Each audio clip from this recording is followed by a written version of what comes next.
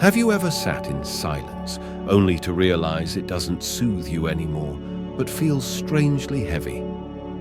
What if your late-night worries and lingering regrets weren't signs of weakness, but hidden messages waiting to be understood? And what if Buddhist wisdom could help you transform anxiety, not by fighting it, but by listening to what it's been trying to tell you all along? There comes a moment in life, often in those quiet hours between dusk and sleep, when the familiar silence inside your home no longer feels gentle. It doesn't cradle you the way it once did. Instead, it wraps around you like a heavy, invisible cloak. You sit in your favorite chair, the one that has been with you for years, and notice how your mind refuses to settle. Thoughts begin to drift in, tiny worries, lingering regrets, imagined futures. And before you even realize it, anxiety has quietly slipped into the room, sitting beside you, uninvited. But what if I told you that this anxiety isn't a sign that something is broken within you? What if it isn't a weakness, a failure, or some punishment for having lived too long or loved too deeply? What if instead, anxiety is a signpost, gently pointing you towards something important? In the teachings of the Buddha, suffering, including anxiety, is not an enemy to be fought, but a companion to be understood. It's not there to crush us. It's there to guide us back to what truly matters. You see, many of us were taught to silence anxiety, to suppress it, to distract ourselves until it disappears. But Buddhist wisdom offers a radically different view. It teaches that discomfort is not a barrier, but a doorway.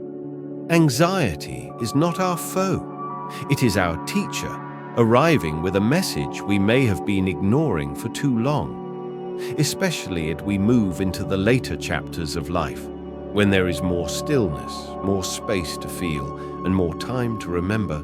The message grows louder. We are no longer rushing from task to task. Instead, we are left with ourselves, our thoughts, our breath. And it is here, in this quiet space, that the deeper work begins. So today, in our reflection, we will explore one powerful thought, one ancient idea at the heart of Buddhist philosophy.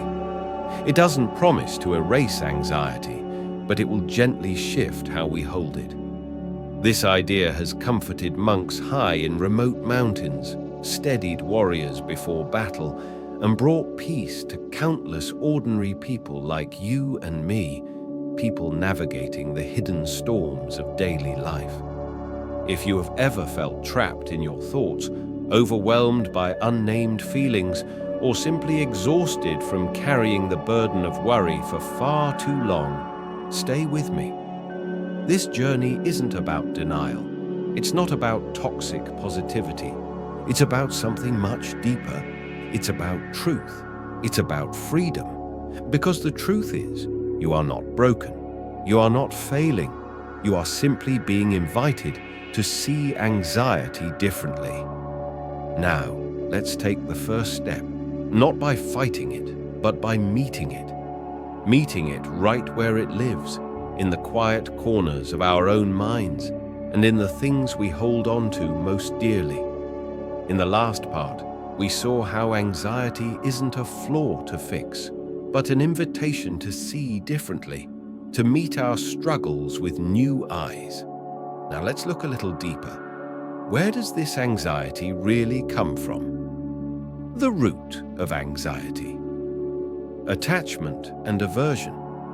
Anxiety doesn't just appear out of nowhere. It's not like a sudden lightning strike crashing down without any reason. No, the truth is, anxiety has deep roots. And in the quiet, profound wisdom of Buddhism, these roots are called by two powerful names: attachment and aversion. These aren't just abstract ideas floating in the air. They are living patterns, deeply woven into the way we respond to life, especially as the years pass, and we find ourselves facing more change, more reflection. Think of attachment like the grasping hand of the mind. It clings fiercely to the things we love, to comfort, to certainty, to the people and routines that have shaped our very sense of self. And when life, as it always does, threatens to change those precious things, the grasping tightens, and fear quickly follows. It whispers, "Please don't take this from me." On the flip side, there is aversion, the part of us that pushes away anything we don't want. Pain, loss, illness, loneliness, even the very idea of aging. We reject these things. We resist them. We fight them, hoping that maybe, if we push hard enough, they will leave us alone. But clinging and resisting, they are exhausting. And worse, they simply don't work. As the Buddha taught, whatever is subject to arising is subject to ceasing. In other words, everything changes. Your body changes. Your relationships shift. Even your emotions, the fierce storms you think will never end, will rise and fall, just like the ocean waves. Yet it is not the changing itself that causes our suffering. It is our refusal to accept this natural, unstoppable truth that gives anxiety its power. Let me tell you about my old friend Tom, a retired Navy veteran. Every morning at 6 a.m., without fail, he would walk the trail that circled the lake near his home. It wasn't just a habit, it was a sacred ritual, a cornerstone of who he believed he was. But when a serious hip injury ended his walks, Tom began to unravel. He didn't just lose an activity, he lost a part of his identity. The mornings, once peaceful and full of promise, became heavy with dread. The stillness only reminded him of what he had lost. One day, while we were sharing tea, I gently asked him, "Tom, what is it that you're holding on to?" He paused, stared quietly out the window, and finally whispered, "The version of me that could still move freely." And there it was, the heart of the teaching. Our suffering doesn't come from change itself. It comes from our clinging, our desperate grasping at what used to be, and our pushing away of what now is. When we cling to the past, or when we resist the present, we create a space where anxiety slips in. It crouches there, whispering, "You are losing control." But here's the liberating truth. We never had control to begin with. Just like the lotus flower that grows from muddy waters and blossoms in stunning beauty, our peace does not depend on keeping life neat, tidy, or unchanged. It blooms when we loosen our grip, when we stop grasping, when we stop pushing away. You are not your routines.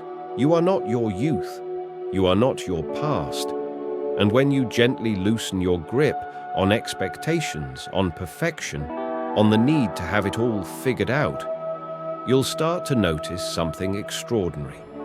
Anxiety loosens its grip on you too.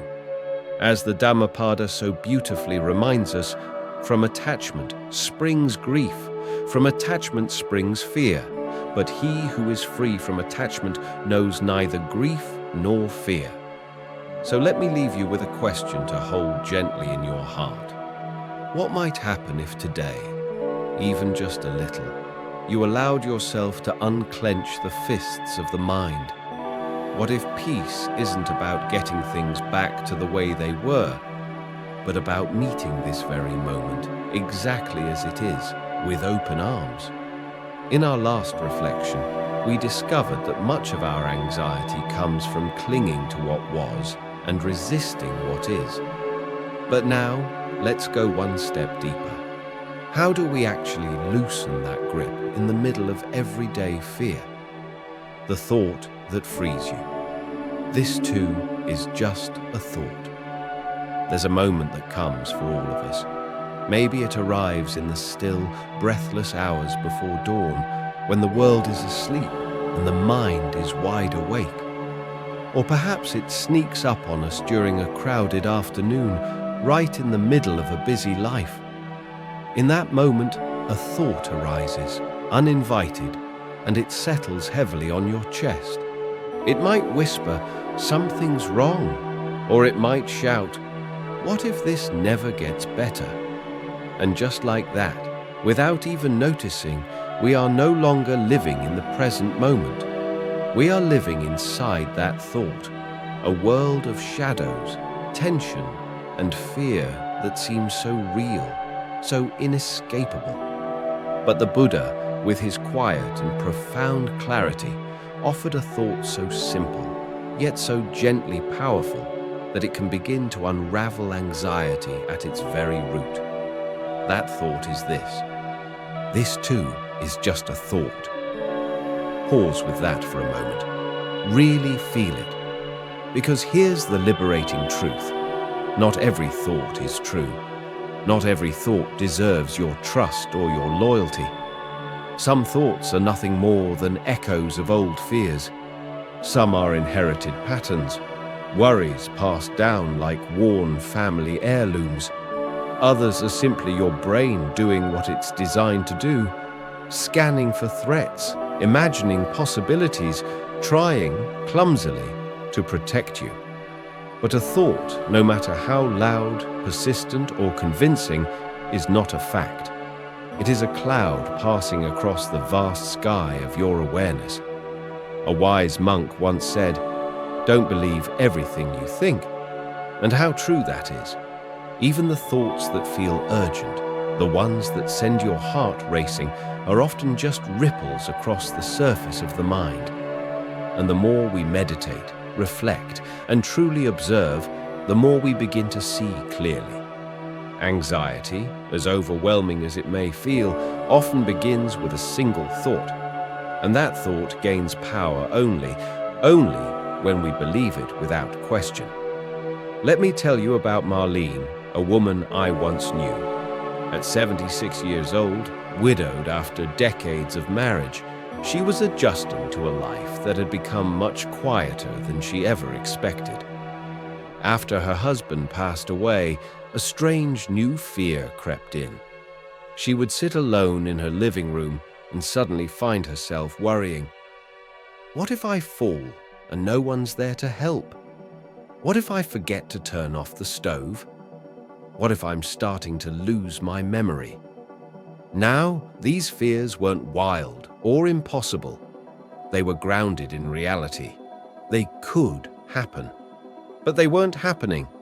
They were thoughts, and with them came a pounding heart, a tight chest, and a racing mind. Feeling overwhelmed, Marlene started attending mindfulness classes at her local senior center. One afternoon, her instructor asked the group to write down a simple sentence. "This thought is not me. It is just a thought." At first, Marlene found it silly.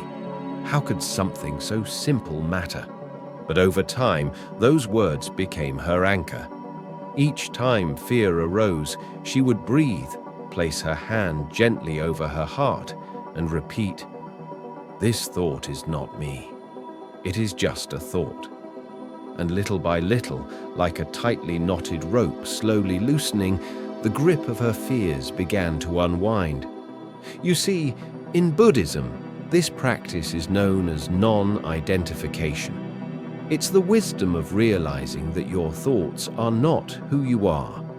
They are movements of the mind, like wind stirring the leaves. Some are helpful, many are not, but none of them define your true essence. The practice, then, is not to suppress your anxious thoughts. It's not to shame yourself for having them. It's simply to see them clearly. To say, "Ah, I see you, thought. I know you're trying to protect me. I know you're trying to warn me. But you are not reality, and you are not in control." It's a small shift from being trapped inside the thought to standing beside it. But make no mistake, this small shift changes everything. As the great teacher Ajahn Chah once said, "If you let go a little, you'll have a little peace. If you let go a lot, you'll have a lot of peace. If you let go completely, you'll be free. So next time a wave of anxiety rises, whether it whispers or roars, meet it with gentleness. Say to yourself softly, "This too is just a thought." No battle, no panic, just a quiet whisper of truth in the heart of the storm. Previously, we explored the simple but profound practice of recognizing our thoughts as just thoughts, not facts, not destiny. Now, let's take it a step further. How can we stay anchored in the here and now, especially when anxiety tries to sweep us away? Mindfulness, anchoring in the present moment. It often starts so quietly you barely notice. A flicker of unease while sipping your morning tea, a sudden tightness in the chest while folding laundry, or just a vague sense that something feels off, even though nothing in particular has happened. For many older adults, especially those who live alone or find their routines quieter than before, this gentle hum of anxiety can drift in like a cold draft under the door. It's not loud, but it lingers. It pulls the mind away from the warmth of the present and into the cold, endless corridors of what-ifs and what once was. But mindfulness, as taught in Buddhist tradition, offers us a beautiful doorway back, a return to the body, to the breath, to the only place where true peace can ever be found. Right here, right now. Mindfulness isn't about emptying the mind or forcing stillness. It's about becoming deeply intimate with what is. It's noticing, with loving, curious attention, the sensations in your body, the flow of your breath, the rise and fall of your thoughts. It's about learning to be exactly where your feet are, instead of getting swept away by yesterday's memories or tomorrow's fears. The Buddha wisely said, "Do not dwell in the past. Do not dream of the future. Concentrate the mind on the present moment." And this teaching speaks directly to the heart of anxiety, because anxiety always pulls us forward into a future that hasn't happened yet. It is the mind's attempt to predict, to protect, to prepare. But the present moment asks nothing of us, except that we simply be here. Let me share a story that might touch your heart. There was an elderly man named Frank, a retired carpenter with a quiet and gentle spirit. After his beloved wife passed away, the once comforting stillness of his home began to feel like an empty, echoing chamber. Small worries turned into spirals. What if I forget something important? What if I fall and no one finds me? What if I become a burden to my children? These thoughts took root during the long, empty hours of the day. At the suggestion of his doctor, Frank, though skeptical, attended a local mindfulness meditation group. On his very first visit, the teacher gave the simplest instruction. Sit quietly. Close your eyes. Follow your breath. Don't change it. Don't force it. Just notice it. Frank later shared. At first, all I noticed was how loud my thoughts were. But eventually, I noticed my breathing. Then I heard the birds outside. And then I felt the warmth in my hands. That was the turning point. Each breath became an anchor. Each step became a meditation. Each moment became an invitation to return home to himself. Frank began practicing just 5 minutes a day, sitting quietly in his garden, hands resting on his knees, eyes soft, breath steady. He didn't try to push the thoughts away. He simply watched them pass, like clouds drifting across a wide, open sky. And with time, those heavy clouds grew lighter. This is the power of mindfulness. It doesn't promise to erase all of our struggles, but it teaches us how to sit with them without fear. It reminds us that we are not the storm. We are the sky that holds it. Mindfulness is also deeply forgiving. If your mind wanders into thought, that's okay. The very moment you notice, you've already returned. That noticing is the practice. That return is the victory.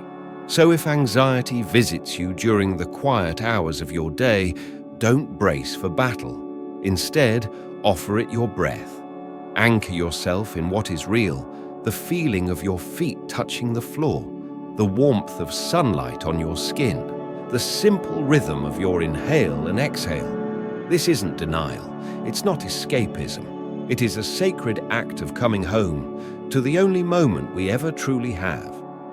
As the beloved Zen master Thich Nhat Hanh reminds us, feelings come and go like clouds in a windy sky. Conscious breathing is my anchor. Try it now. Take a gentle breath. Feel it move through your nose. Notice your chest rising and falling. And as you exhale, whisper to yourself, I am here, and here is enough.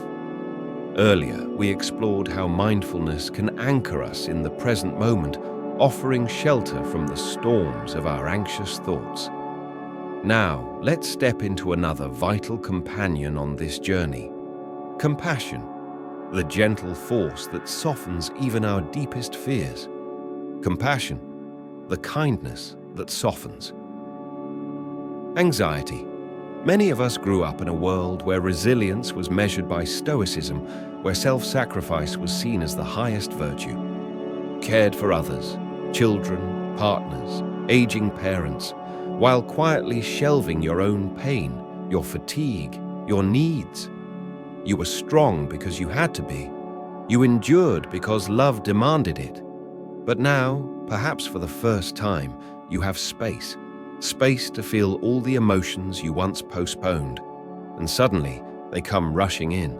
Anxiety, guilt, grief, regret. Here's what Buddhist wisdom gently teaches. The path to peace isn't paved with perfection. It's walked with tenderness. The Buddha once said, "You yourself, as much as anybody in the entire universe, deserve your love and affection." These words are not an indulgence. They are a lifeline, a medicine for a heart that has given much but received little from itself. Consider the story of Ruth, a 79-year-old woman who had spent her entire life caring for others. A nurse by profession, a nurturer by nature, she was the strong one, the dependable one. But after retiring, and especially after losing her sister, Ruth began experiencing waves of anxiety. She felt foolish, even ashamed. "Why now?" she asked. "I always kept it together. I was always the strong one." During a mindfulness retreat at her community center, a Buddhist teacher invited the group to try something simple yet powerful. Place a hand gently over their hearts and silently repeat the phrase, "May I be kind to myself in this moment. May I accept myself just as I am." At first, Ruth couldn't do it. Her chest tightened, tears welled up. It felt unfamiliar, even selfish. But the teacher gently reminded her, self-compassion is not about feeding the ego. It's about softening. It's about not turning away from your own pain. That moment was the beginning of Ruth's healing. Not because her anxiety disappeared overnight, but because she no longer fought it alone. She began writing letters to herself, letters of forgiveness, forgiving the parts of her that had been too tired to keep going, too overwhelmed to explain, too hurt to reach out. And slowly, steadily, Ruth began to feel whole again. In Buddhist practice, compassion is seen as the medicine of the heart. And like any medicine, it must be taken regularly, especially when the symptoms of suffering arise. Here are a few gentle ways you can begin practicing self-compassion today. Speak kindly to yourself, especially when fear or anxiety surfaces. Replace "what's wrong with me" with "this is hard and I'm doing the best I can." Place your hand over your heart when you feel anxious. This simple physical gesture reminds you, you are not abandoned, you are still here. Offer yourself the same grace you would offer a dear friend. If you wouldn't say something harsh to them, don't say it to yourself. Acknowledge your resilience. You have survived so much.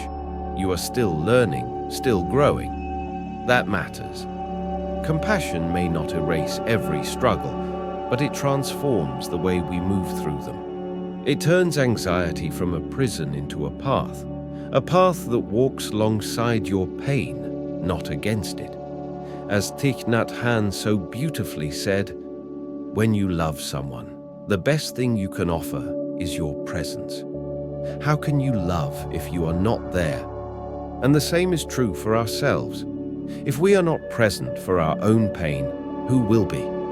So the next time anxiety knocks on your door, don't slam it shut. Open it gently. Offer it a cup of tea. Sit beside it. Ask, what do you need? Not to fix it, but to hold it, as tenderly as you would a frightened child in the dark. Because sometimes all your inner world needs is to know that someone is still listening. After learning how compassion can soften our inner struggles, today we step into an even deeper practice, the powerful thought that can gently unhook us from the grip of anxiety itself. The thought that destroys anxiety. This is not mine. This is not me.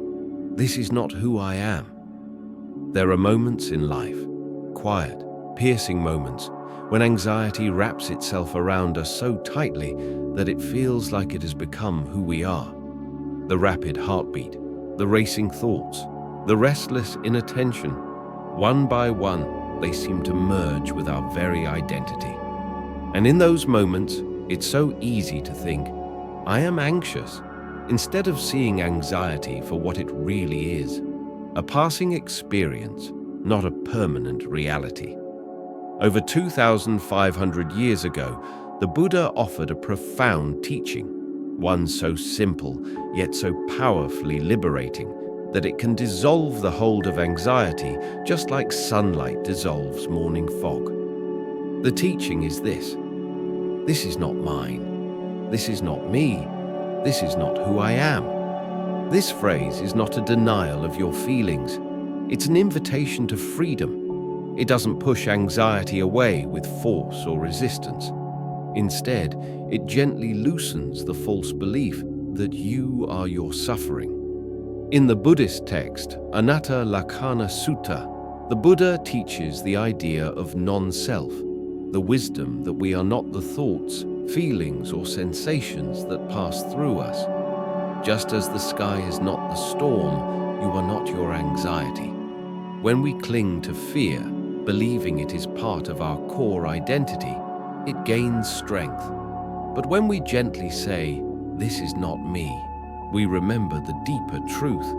Our true nature is vast, peaceful, and unbound. Let's make this even more real through the story of Walter. Walter, an 82-year-old widower, had battled waves of anxiety ever since his wife passed away. He described it as a gnawing pressure in his chest, a dread he couldn't name. It would come and go unpredictably, but when it came, it swallowed everything, even his sense of self. "It feels like I'm disappearing into the fear," Walter once confided. One afternoon, during a mindfulness session at the community center, the instructor guided the group in a meditation based on the Buddha's teaching of non-identification. She gently led them through their emotions, inviting them to softly repeat, "This is not mine. This is not me. This is not who I am."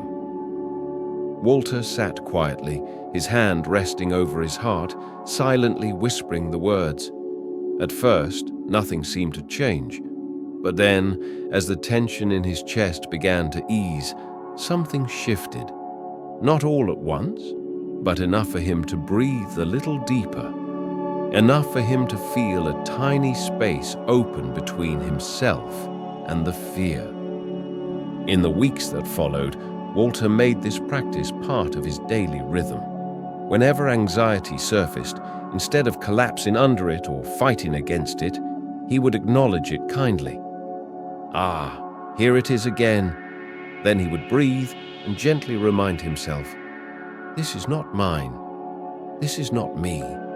This is not who I am. And each time the storm grew a little less fierce. Each time he reclaimed more of his inner sky. The beauty of this teaching is not that it promises the complete disappearance of fear or sorrow. Rather, it offers freedom within the experience. The Buddha never said we wouldn't feel pain, but he showed us how to suffer less because of it. Let's look more closely at the meaning of this powerful phrase. This is not mine. This means we don't own the emotion. It's not our possession. We don't need to protect it or defend it. It's simply something that arises like a wave on the vast ocean. This is not me. This reminds us that emotions do not define our being. We are not broken. We are not flawed. We are the observer, the vast, steady awareness behind it all. This is not who I am. Our identity is not built from fear, anxiety, or sorrow. Beneath all of it, there is a steady, compassionate essence, whole, peaceful, and eternal. When you try this practice the next time anxiety visits, pause, place your hand over your heart, and softly say to yourself, this is not mine. This is not me. This is not who I am. You may notice something remarkable. The emotion might still be there, but its power to define you will begin to fade. You shift from being trapped inside the storm to being the open sky that holds it all. As Thich Nhat Hanh so beautifully said, feelings come and go like clouds in a windy sky. Conscious breathing is my anchor. And so it is with this thought. It becomes a lighthouse when you are lost in fog, a steady compass when your mind feels adrift. And as we age, with its inevitable changes, its unexpected loneliness, its bittersweet goodbyes, this teaching becomes not just helpful, it becomes essential. Because none of these changes make us less whole. None of them diminish who we truly are. The thought, this is not mine, this is not me, this is not who I am, isn't just for moments of panic. It's a mantra for liberation, a reclaiming of your true space, a remembering of your deep, unshakable essence. Because in truth, you were never your anxiety. You are the calm that remains after the wave has passed. You are the vast sky that holds every passing cloud. You are still here. In our last reflection, we learned how to separate ourselves from anxiety with one powerful thought. This is not mine. This is not me. This is not who I am. Now, let's take this wisdom off the meditation cushion and into the real, often messy, beautiful moments of everyday life. A guided practice. Applying this thought in daily life. It's one thing to hear a teaching that stirs the heart, that feels like a fresh breeze through an open window after a long, stuffy silence. But it's another thing entirely to carry that teaching with you into the reality of daily life, where dishes pile up, where the phone rings endlessly, where aches in your knees remind you of time quietly passing, where the heart, the heart, still trembles sometimes, even when the world outside seems calm. This is where the real work begins, and it's also where the greatest peace can be found. You see, the Buddha was never interested in lofty, unreachable ideas. His wisdom was meant to be lived in the marketplace, in the home, along the forest path, in the noise, the silence, the sorrow, and the laughter. And so the thought, this is not mine, this is not me, this is not who I am, is not just something to whisper while meditating or reading spiritual texts. It is meant to be carried like a lantern into the messy miracle of daily life. Let's begin simply with a practice that's both gentle and powerful, something you can even try right now. First, find a moment to pause. Sit down quietly, or if you're standing, let your feet rest fully on the floor. Let your body be just as it is. No forcing, no fixing. Take a slow, steady breath in and a long, soft breath out. Allow your breath to be like a kind hand resting gently on your back, steadying you, grounding you, reassuring you. Now, call to mind something that's been causing you anxiety. Maybe it's a small worry that hums in the background like a forgotten song. Or maybe it's something heavier, a decision weighing on your heart, a regret that echoes late at night.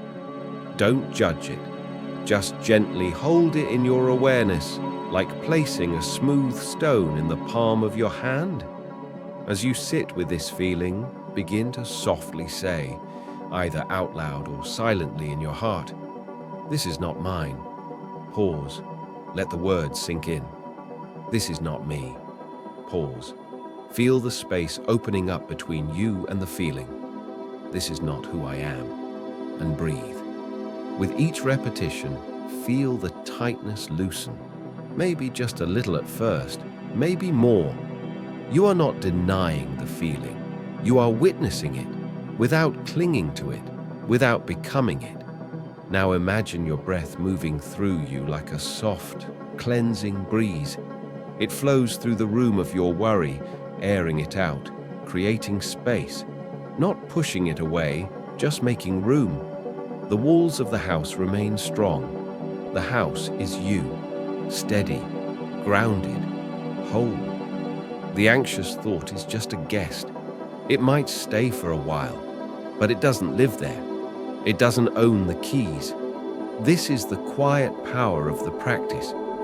And here's something important. You don't need to be seated in a meditation hall to apply it. You need it at 3 a.m. when you wake with heaviness pressing against your chest.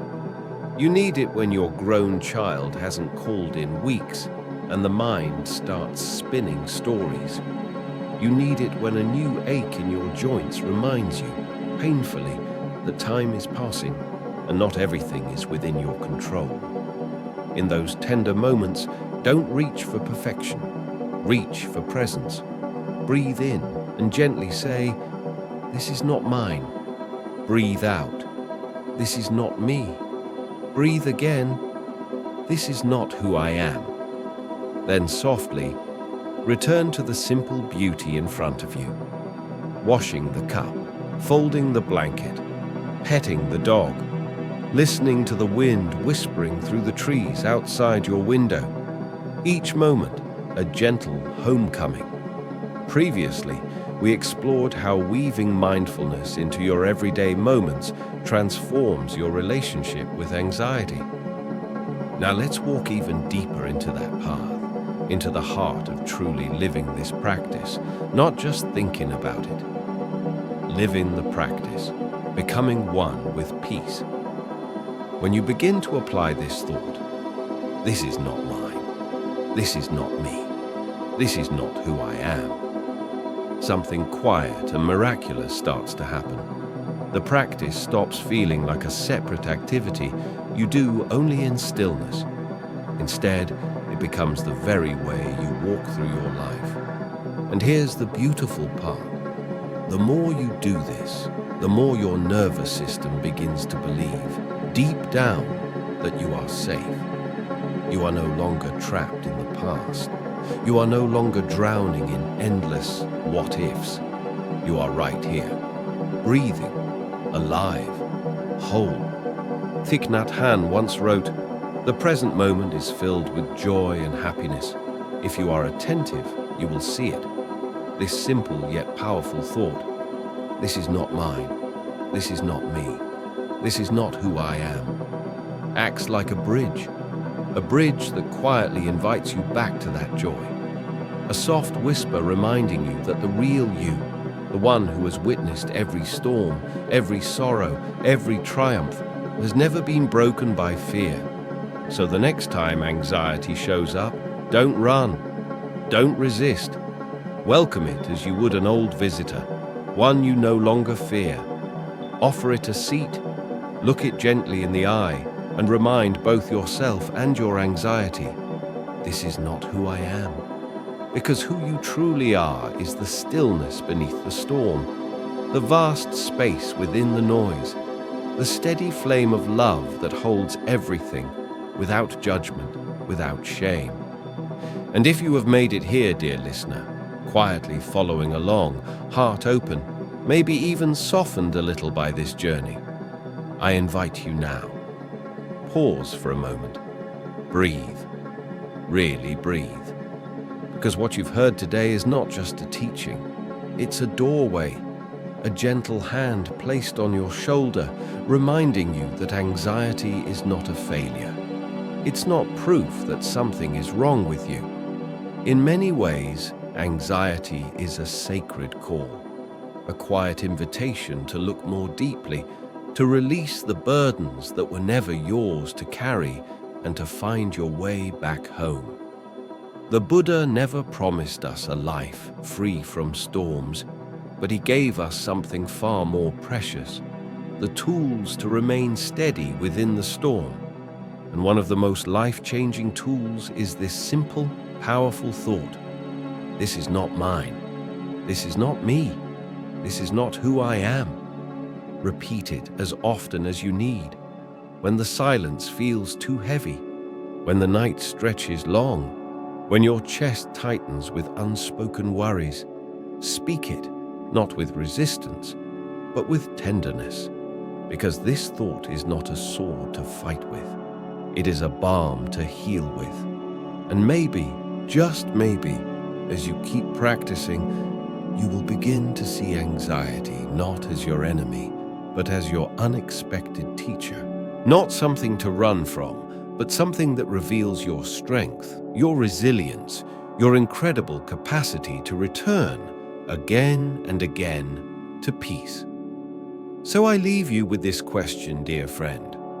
What would your life look like if you stopped clinging to what does not serve you and started listening to what quietly, patiently calls you home? If this message touched your heart, I invite you to share it in the comments below. Your voice, your story could be the light someone else needs tonight.